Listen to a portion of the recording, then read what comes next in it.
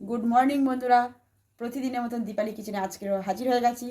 আজকের একটা দুর্দান্ত স্বাদের রেসিপি নিয়ে চলে এসেছি। তো শীতকাল পড়ে গিয়েছে, তাই দুটো বড় বড় বেগুন নিয়েছি, বেগুনের ভর্তা করব। তো বেগুনগুলো আমি আগে কেটে এই দুটো বেগুন নিয়েছি, ভালো করে ধুয়ে আর তেল লাগিয়ে রেখে দিয়েছি। এই দুটোকে এখন গ্যাসের মধ্যে পুড়িয়ে নেব। গ্যাসটাকে প্রথমে ধরাবো, জালিটা বসিয়ে দেবো, বেগুন দুটো ওর মধ্যে দিয়ে দেবো। তো বন্ধুরা, বেগুনগুলো এই সাইডগুলো পুড়ে গেছে, এই সাইডগুলো দিয়ে দেবো।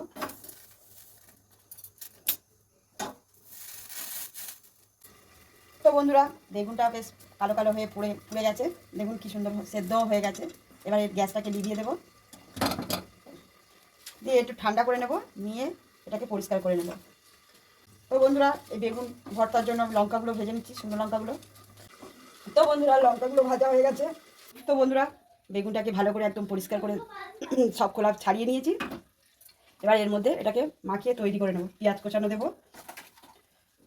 লঙ্কাগুলো ভেজে রেখেছিলাম দিয়ে দেবো, ধনে পাতা কুচিয়ে রেখেছিলাম দিয়ে দেবো,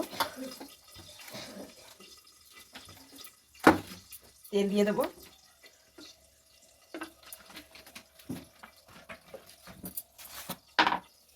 লবণ দিয়ে দেবো, একটু ভাজা জিরের গুঁড়ো দিয়ে দেবো। ব্যাস ভালো করে এবার মাখিয়ে নেব।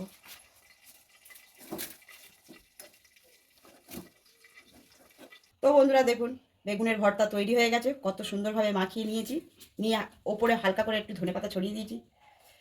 দেখুন বন্ধুরা, কত সুন্দর বেগুনের ভর্তা, আজকের বেগুনের ভর্তা তৈরি হয়ে গেছে। তো বন্ধুরা, বেগুনের ভর্তার ভিডিওটা যদি ভালো লেগে থাকে তাহলে ছোট্ট একটা লাইক, কমেন্ট, শেয়ার এবং সাবস্ক্রাইব করে আমার পাশে থাকবেন।